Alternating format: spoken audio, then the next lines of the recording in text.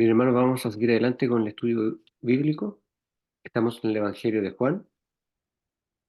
Le damos la bienvenida a Ricardo Herrera, un invitado a nuestro hermano Jorge, que nos va a acompañar en el día de hoy. Eh, Estamos viendo el Evangelio de San Juan y el último capítulo que vimos fue el Evangelio de San Juan, capítulo 8. Vamos a seguir adelante con el versículo 39. Amén. Dice, habíamos empezado a ver una conversación que tenía Jesús con los fariseos y empiezan a hablar sobre Abraham, ¿cierto? Los fariseos se defienden diciendo que son hijos de Abraham, ¿cierto? Para de alguna manera contradecir lo que decía el Señor.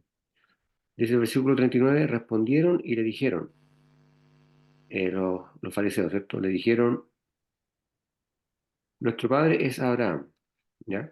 Eh, bueno, obviamente que de acuerdo a la carne era cierto que Abraham era el padre de ellos, pero obviamente no era en términos espirituales, ¿cierto? Porque sabemos que el padre de los fariseos era Satanás el diablo y no Abraham. Dice después, les dice Jesús, si fueseis hijos de Abraham, es decir, si fueseis hijos espirituales de Abraham, las obras de Abraham haríais, ¿cierto? ¿Por qué? ¿Por qué le decía esto al Señor? Porque Abraham amaba a Dios, porque Abraham tenía fe en Dios, eh, y porque Abraham, con mucho anhelo, mientras el tiempo que estuvo vivo, ¿cierto? Esperaba la venida de Dios, ¿cierto? Y esas cosas, ninguna de esas cosas las hacían los fariseos, por lo tanto, se decían ser hijos de Abraham, pero no practicaban las obras de Abraham, ¿verdad? No, Después dice el versículo 40, dice, pero ahora procuráis matarme, ¿cierto? ¿Por qué? Porque el Señor conocía las intenciones de los fariseos, eh, y se lo dejaba en claro, ¿cierto? Que él sabía las intenciones que los fariseos tenían en contra de su persona. Dice después, os he hablado, un hombre que os he hablado la verdad, la cual he oído de Dios. No hizo esto Abraham, ¿cierto?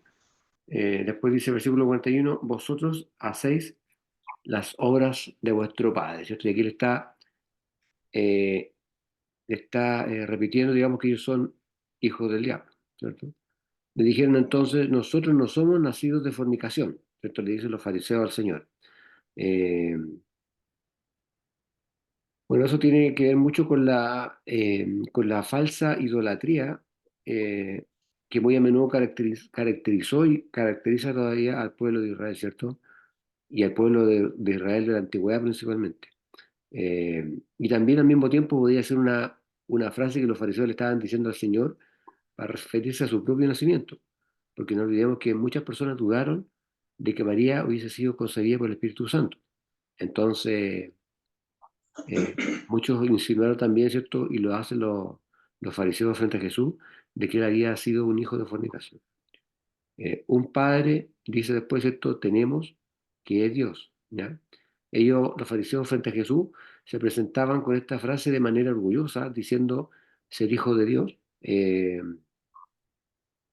pero moralmente, en definitiva, e interiormente y espiritualmente eran hijos de Satanás y el diablo, ¿cierto? Eh, Como lo hacen muchas personas en este tiempo. Muchas personas se dicen ser hijos de Dios, se llenan la boca con la palabra, pero son hijos del diablo, porque no tienen esa conversión, no han nacido de nuevo, no tienen la llenura de parte del Espíritu Santo. Eh, Versículo 42 dice, Jesús entonces les dijo, si vuestro Padre fuera Dios, ciertamente me amaríais, ¿cierto? Porque yo de Dios he salido y he venido. Esta frase solamente la podía decir el Señor, ¿cierto? De decir eh, que Él ha salido de Dios y que de Él ha venido. Después dice que no he venido de mí mismo, sino del que me envió. ¿Mm? Después dice el versículo 43, ¿por qué no conocéis mi lenguaje? Esta es una frase que el Señor utiliza para referirse a que aquellas personas que son inconversas, que no han recibido esa llenura del Espíritu Santo, no pueden entender las cosas espirituales, ¿cierto? Está más profundizado este tema en 1 Corintios 3:14. Ahí usted lo puede buscar. Después dice, porque no podéis oír mi palabra. ¿Ya?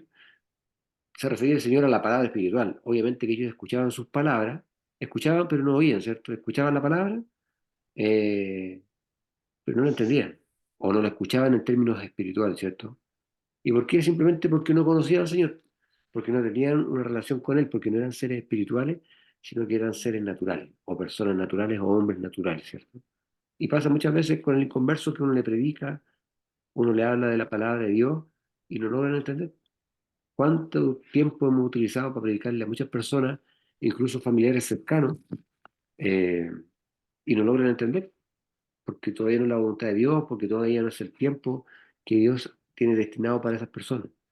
Y muchas personas que además son hijos de perdición y que nunca van a alcanzar la salvación.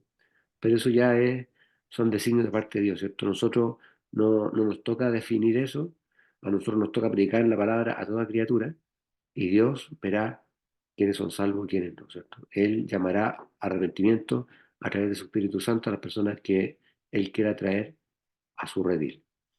Versículo 44 dice, vosotros de vuestro padre el diablo sois, y los deseos de vuestro padre queréis cumplir. Eh, homicida ha sido desde el principio, ¿ya? Bueno, cuando dice que homicida ha sido desde el principio, se refiere a que el diablo ha sido homicida de la humanidad desde el pecado original, ¿cierto? Desde que tentó a Adán y Eva, ¿cierto? Porque sabemos que él fue el que tentó al primer hombre, la primera mujer, al pecado original, y el pecado en definitiva engendra la muerte, ¿cierto? La paga del pecado es la muerte. Después dice, y no permaneció en la verdad, ¿cierto? Eh, bueno, en definitiva lo que está diciendo el Señor es que el diablo de alguna manera sí permaneció en la verdad, pero lo hizo solamente hasta cuando se rebeló contra Dios, ¿cierto? Ahí ya se transformó en un mentiroso y dejó obviamente de amar y de servir a Dios, ¿cierto? Como lo estaba haciendo hasta ese momento, hasta antes de rebelarse. Después dice, porque no hay verdad en él, ¿cierto? Sabemos que no hay ninguna verdad en Satanás el diablo, ¿cierto? El diablo es el padre de la mentira, por lo tanto, no tenemos que creer nada que venga de parte de él. Dice después, cuando habla mentira, de suyo habla, porque es mentiroso y padre de mentira, ¿cierto? El diablo es el creador de la mentira, es el artífice, el principal eh, actor en cuanto a la mentira, ¿cierto? Por lo tanto, y en consecuencia, su reino completo, el reino de Satanás y el diablo, es de tinieblas en totalidad, está construido y cimentado exclusivamente en la mentira, en la falsedad, en la falacia, ¿verdad? Dice el versículo 45, que porque yo digo verdad, no me creéis. Después dice el versículo 46, ¿quién de vosotros me redarguye de pecado? Y les dice eso porque el Señor, hasta ese momento y hasta que se murió y se fue de este mundo, resucitó y se fue, nunca cometió pecado. Por eso le dice, ¿quién me puede redarguir respecto al pecado? Respecto a algún pecado, ¿cierto? Porque ellos no tenían ninguna posibilidad de señalar ningún pecado del Señor, porque sabemos que Él eh, no cometió pecado y cumplió la ley completamente a la perfección, ¿cierto? Eh, ahora algunos dicen, sí, pero el Señor sí pecó, porque el Señor se enojó en el templo, ¿cierto? Se enojó con los cambistas, dio vuelta a las mesas, liberó las palomas, ¿cierto? Dio vuelta a las monedas, pero enojarse no es pecado, hermano. El pecado es cuando usted permanece enojado y no, y no perdona, ¿cierto? Ahí eso es pecado, pero enojarse es súper válido porque estamos en la carne y muchas veces la situación, las circunstancias nos superan. Pero tenemos que tener la capacidad de perdonar y de buscar el perdón también, ¿cierto? Tener la humildad de pedir perdón cuando nos equivocamos y perdonar a otros cuando la otra persona se equivoca, ¿verdad? Que no se ponga el sol con tu enojo, ¿cierto? Porque eso es lo que no le gusta al Señor. Dice después, pues si digo verdad, ¿por qué vosotros no me creéis? Bueno, obviamente que los fariseos no le creyeron al Señor porque no eran de Dios, ¿cierto? Eran de Satanás. Eh, y de alguna manera esta frase revela en forma clara y concisa quiénes eran ellos en realidad. Está quedando completamente claro en todo este capítulo las intenciones que ya los fariseos estaban teniendo al ver, ¿cierto?, que el Señor estaba haciendo o estaba teniendo más seguidores que ellos mismos en cuanto a la fe, ¿cierto? El versículo 47 dice, el que es de Dios, las palabras de Dios oye. ¿Ya? Por esto no las oís vosotros, porque no soy de Dios. Y esa es la razón por qué hay tantos errores en las iglesias modernas, ¿cierto? Porque empiezan a escuchar doctrinas de error, doctrinas satánicas, doctrinas, ¿cierto?, de la prosperidad, etcétera, etcétera, muchas cosas, eh, y no escuchan la palabra. Entonces, eh, se empiezan a perder las personas, se empiezan a perder congregaciones completas, hasta pastores empiezan a predicar palabra que no es de Dios, y ahí empiezan los problemas, ¿cierto? Eh, Porque la iglesia confía en sus pastores, confía en sus líderes, y los líderes muchas veces no están preparados. Por eso que es importante estudiar la palabra, ¿no? Dice, ¿verdad? Después el versículo 48, respondieron entonces los judíos y le dijeron, ¿no decimos bien nosotros que tú eres samaritano y no tienes demonio? Cuando le hablan al Señor y le dicen samaritano, en el fondo estaban tratando de insultarlo, porque ese era el peor insulto que se le podía decir a un judío en esa época. No olvidemos esto, que como estudiamos anteriormente, eh, por la mujer samaritana, ¿cierto? Los judíos no podían ver a los samaritanos, ¿cierto? Incluso cuando viajaban le hacían el quite a la ciudad de Samaria para no encontrarse con los samaritanos. Entonces, decirle a un judío samaritano era una ofensa muy grande. Entonces, por eso dice, ¿no decimos bien nosotros que tú eres samaritano y tienes demonio? ¿Ya? O sea, fue el peor insulto que le pudiesen haber hecho al Señor, ¿cierto? O a algún judío cualquiera. Eh, y de alguna forma le estaban diciendo también que la doctrina de él era una doctrina falsa, que era una doctrina corrupta. Eh, por supuesto que sabemos que es una mentira porque todo lo que habló, lo que dijo Jesucristo, es la verdadera palabra de Dios, ¿cierto?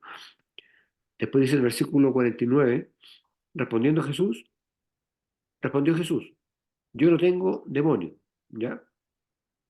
Con eso el Señor simplemente está haciendo una negación de lo que estaban hablando los judíos, eh, y de la acusación de que, bueno, en realidad no consideró la acusación que lo acusaron de ser samaritano, porque no se refiere a eso, pero él dice que no tiene ningún demonio. Esto simplemente hace una aclaración. No toca el tema de que sea o no sea samaritano. Antes honro a mi padre, dice, y vosotros me habéis deshonrado, ¿cierto? Eh, Obviamente si deshonraron a Jesús, deshonraron al Padre, ¿cierto? Porque forman parte del mismo Dios. Versículo 50 dice, y no busco mi propia gloria, ¿cierto?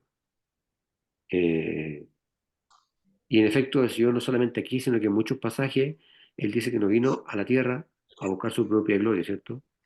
Sino que Él vino, y tampoco vino a pelear, ¿cierto? Él vino a redimir a la humanidad en esta primera venida del Señor, ¿cierto? Después dice, hay quien busque, hay quien la busque y juzgue, ¿ya? Eh, Después dice, versículo 51, de cierto digo, si alguno guarda mi palabra, no verá muerte para siempre. Ya se refiere a la muerte espiritual, ¿cierto? A la muerte eterna. De todos aquellos que no crean en la palabra de Dios, de todos aquellos que no crean en que Jesucristo es el Hijo de Dios, de todos aquellos que no crean en el sacrificio perfecto y necesario que Cristo hizo en la cruz del Calvario. Para los que se están incorporando, estamos viendo del Evangelio de San Juan, el capítulo 8, y dentro del capítulo 8 vamos a comenzar a leer ahora el versículo 52. Amén. Y estamos dando la bienvenida a nuestro hermano Ricardo Herrera, un invitado a nuestro hermano Jorge que se está integrando en esta hora también nos está acompañando. ¿Ya? Versículo 52 decíamos, entonces los judíos le dijeron, ahora conocemos que tienes demonio. Imagínense qué tremendo, ellos repudiaban y acusaban de tener demonios al único que podía darle la vida eterna. Absolutamente perdidos los judíos. Abraham murió y los profetas, eh, y tú dices, si alguno guarda mi palabra, no gustará muerte, no gustará muerte para siempre. Eh, Ahí, bueno, los judíos cambiaron lo que dijo Jesús porque Jesús dijo no verán la muerte y ellos dicen no gustarán la muerte, ¿cierto? Eh, ¿Por qué? Porque ellos no entendían la muerte espiritual de la cual estaba hablando el Señor, ellos pensaban en la muerte física, por eso decían, pero ¿cómo se Abraham fue un hombre de fe, ¿cierto? Una persona tan maravillosa que escribió muchas cosas que nosotros sabemos, etcétera, etcétera. Él igual se murió, pero era una muerte física, ¿cierto? Porque sabemos que Abraham logró eh, esa vida espiritual, ¿cierto? Y no murió espiritualmente, ¿cierto? Pero ellos no entendían que Jesús estaba hablando de un tema espiritual y no de un tema físico. Entonces por eso le enrostran al Señor que Abraham había muerto a pesar de ser su padre, ¿cierto? Espiritual. Es un enredo que tenían los judíos, ¿cierto? Versículo 53 dice, ¿eres tú mayor que nuestro padre Abraham, el cual murió? Por supuesto que sí, ¿cierto? Abraham, o sea, perdón, el Señor es mayor que todos los profetas, que todos los reyes, que todos los patriarcas, que todas las personas nombradas en la Biblia, es el mayor de todos, ¿cierto? Eh, pero ellos dentro de su incredulidad y dentro de su ignorancia le preguntaban, ¿cierto?, si él era mayor que su padre Abraham, ¿cierto? Eh, y los profetas murieron. ¿Quién te haces? A ti mismo le dicen. Eh, Después dice el versículo 54, respondió Jesús, si yo me glorifico a mí mismo, mi gloria es nada. Mi Padre es el que me glorifica. Eso de alguna manera lo hizo pensar a los judíos, ¿cierto? Después dice, el que vosotros decís que es vuestro Dios, aún no le conocéis. Ahí el Señor está haciendo franco y le está diciendo una verdad tremenda a ellos, de que Él era su Dios y que todavía no lo podían conocer. Después dice, pero yo lo conozco. Por supuesto que Jesús conoce al Señor, a su Padre como nadie lo ha conocido, ¿cierto? Y si dijere que no le conozco, seré un mentiroso como vosotros. Mire, por muy doloroso que fuera lo que el Señor le estaba diciendo, el Señor le decía todo lo que le tenía que decir. Esto nunca se guardó, nunca retuvo nada, nunca quiso poner paño frío para evitar que lo mataran. El Señor iba directo y les decía a las personas lo que tenían que saber, ¿cierto? Después dice, pero yo lo conozco y guardo su palabra, que obviamente es un contraste con lo que hacían estos líderes religiosos, ¿cierto? Que decían conocer a Dios, pero que no lo conocían y que además no cumplían su palabra. Y digamos, lastimosamente cumplían la ley, ¿cierto? Porque trataban de hacerlo, pero la ley era demasiado dura y era casi imposible de cumplir, ¿cierto? 56 dice, Abraham, vuestro padre, se gozó por ver mi día, y lo vio y se gozó. Versículo 57, le dijeron entonces los judíos, aún no tienes 50 años. ¿Por qué le decían eso? Porque los judíos pensaban que el hombre promedio, para alcanzar la madurez plena, tenía que llegar a los 50 años. Eh, Obviamente con respecto a la madurez, con respecto a la sabiduría, con respecto al intelecto, pero tenía que ser a los 50 años. Esto no podía ser que una persona tan joven como Jesucristo tuviese tanta sabiduría o se creyera o se dijera a sí mismo tan sabio o tan erudito, ¿cierto? ¿Y has visto a Abraham? Le preguntaban, ¿cierto? Siendo tan joven el Señor. Eh, ¿Por qué? Porque de alguna manera estaban malinterpretando, digamos, las palabras de Jesucristo, ¿cierto? Eh, no entendieron lo que él le había querido decir. Y por lo tanto no le creyeron, ¿cierto? Eh, y por eso que contestaban además con sarcasmo, con eso de la edad, de que era muy joven, que cómo había conocido al Señor, que cómo era mayor que Abraham. El verso 58 dice, le dijo Jesús, de cierto os digo, antes que Abraham fuese, yo soy.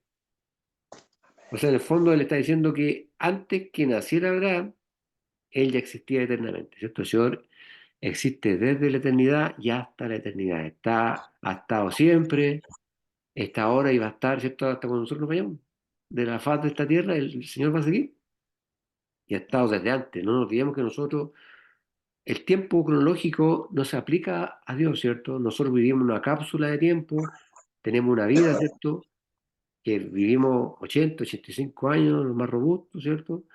Tenemos un nacimiento que puede ser eh, por cesárea, por nacimiento natural, por probeta, como sea, fertilización in vitro. Tenemos una vida, ¿cierto? De ciertos años, y este mundo está dentro, ¿cierto? De una creación de parte de Dios, ¿cierto? Hay dos teorías, la teoría del mundo antiguo, ¿cierto? Que considera los dinosaurios y todas esas cosas, ¿cierto? Y del mundo, y la tierra nueva, ¿cierto? Que empieza desde la creación de Dios, que descarta, ¿cierto? El tema de los dinosaurios, y que es aquello en lo cual creemos los cristianos. Pero Dios está fuera de todo eso, está fuera de la cápsula del tiempo en la cual nos encontramos nosotros, ¿cierto? Y la humanidad completa, la historia de la creación del mundo. Está fuera de eso. Está desde el infinito, desde la eternidad hasta la eternidad. Por eso le dice, de cierto os digo, antes de que Abraham fuese, yo soy, ¿cierto? En esencia estaba diciendo eh, que antes que naciera Abraham, él ya existía desde la eternidad. ¿Ya?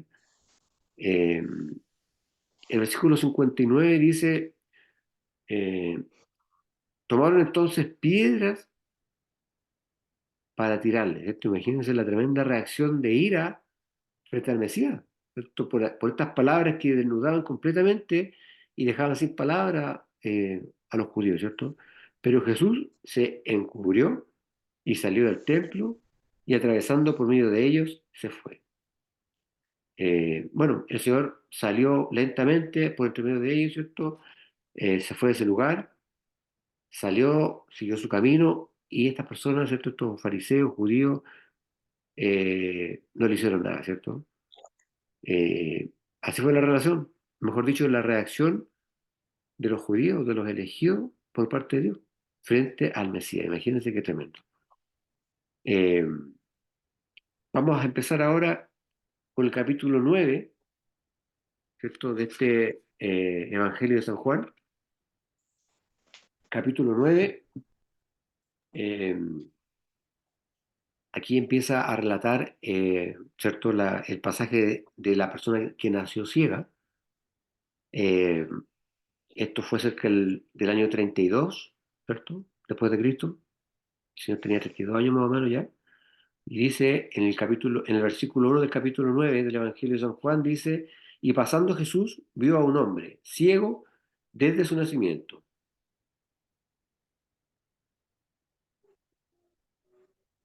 Bueno, el único caso de una sanidad parecida a esta, ¿cierto?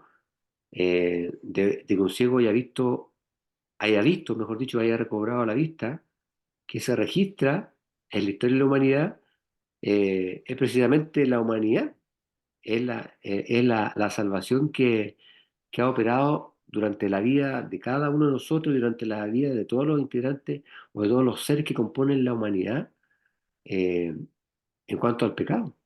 Porque el Señor a cada uno de nosotros, los que estamos acá, ¿cierto? Y en muchos a través del mundo, que hemos estado perdidos en las tinieblas, el Señor nos ha traído la luz, nos ha recobrado la vista, ¿cierto? Nos ha hecho caer esa venda de nuestros ojos, nos ha permitido dejar de ser religiosos, dejar de sacarnos, ¿cierto?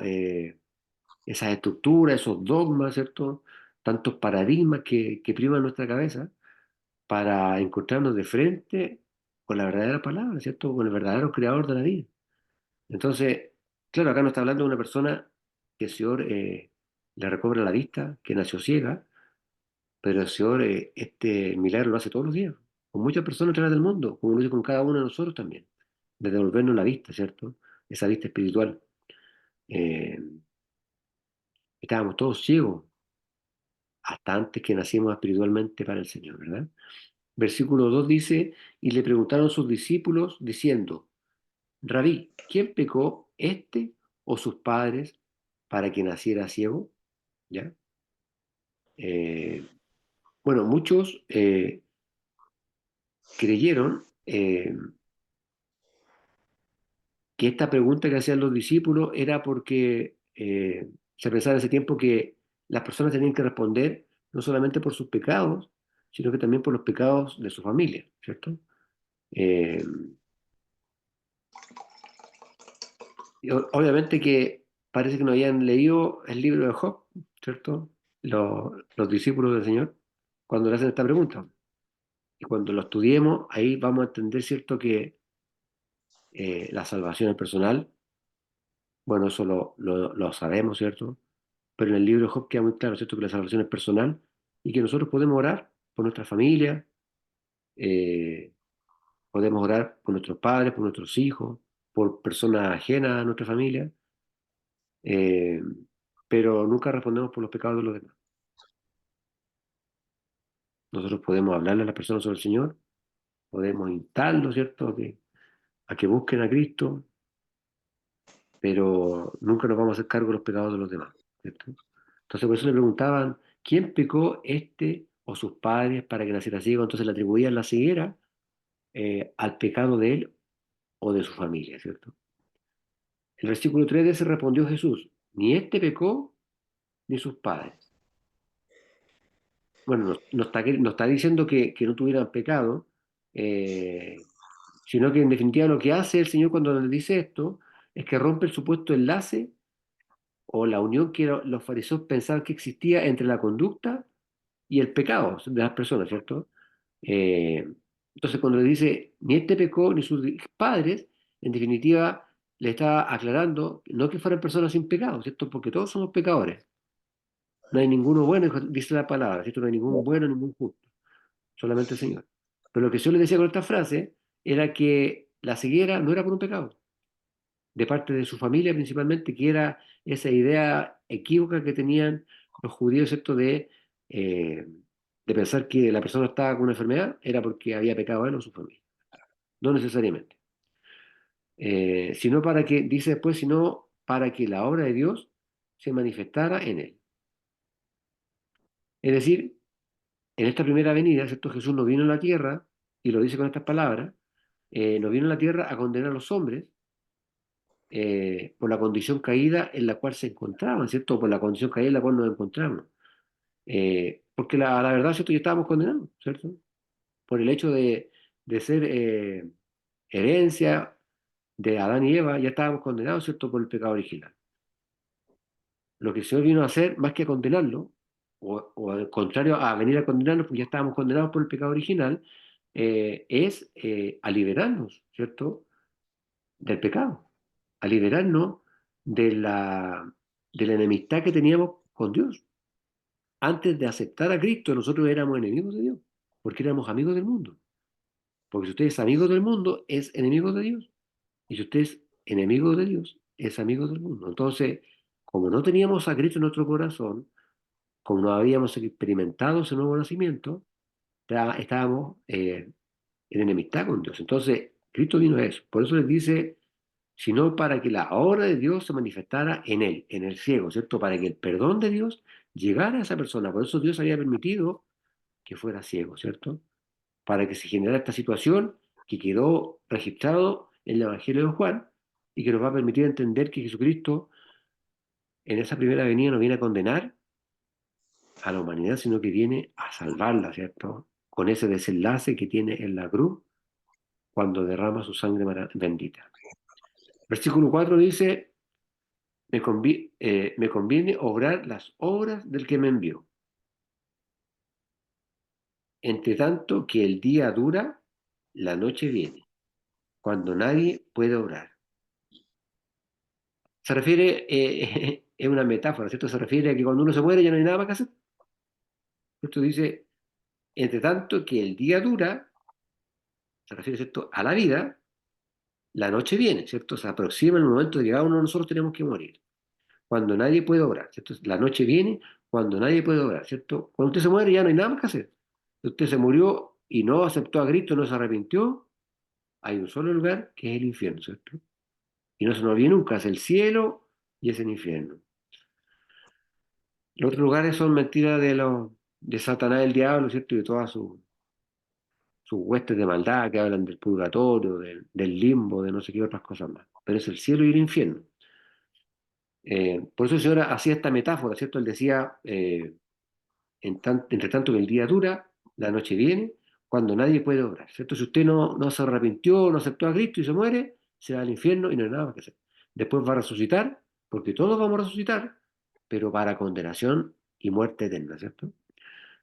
cuando el Señor venga una vez más. Versículo 5 dice, eh, entre tanto, entre tanto que estuvieras en el mundo, luz soy del mundo. Eh, Versículo 6, esto dicho, escupió en la tierra e hizo lodo con la saliva. Eh, Untó con el lodo sobre los ojos del ciego y le dijo, ve, lávate en el estanque de Siloé, que significa, si lo interpretares, enviado. Y fue entonces y se lavó y volvió viendo. Entonces, versículo 8, los vecinos y los que antes le habían visto que era ciego decían, ¿no es este el que se sentaba y mendigaba? Bueno, obviamente después de esto no iba a volver a pedir limón, ¿no es cierto? Y el versículo 9 dice, unos decían, este es, y otros, a él se parece, mas él decía, yo soy. Versículo 10, y le dijeron, ¿cómo te fueron abiertos los ojos? Respondió y dijo, el hombre que se llama Jesús hizo lodo y untó los ojos y me dijo, ve a Siloé y lávate. Y fui y me lavé y recibí la vista. Entonces, versículo 12, le dijeron, ¿dónde está aquel? Se lo decían con sarcasmo, ¿cierto? Él dijo, no sé. Amén. ¿Se da cuenta? Póngase a pensar en algún momento, ¿cierto? Que este hombre había nacido ciego, jamás había visto nada en su vida y ahora podía ver, ¿cierto? En términos físicos. ¿Cómo se sentía usted cuando Dios le quitó esa venda? Cuando usted empezó a ver las cosas de manera espiritual. Es maravilloso, es maravilloso. Seguimos pecando, seguimos fallando, nos seguimos enojando, de repente salen malas palabras de nuestra boca, malos pensamientos, pero somos nuevas criaturas, ¿cierto? Y tenemos que tratar cada día de agradar a Dios. Él hizo algo maravilloso por cada uno de nosotros, ¿cierto? Dio su vida, sufrió mucho para que nosotros alcancemos salvación y vida eterna. Así que piense usted en este ciego, que estuvo toda la vida sin ver y vio, en términos físicos, pero también en términos espirituales.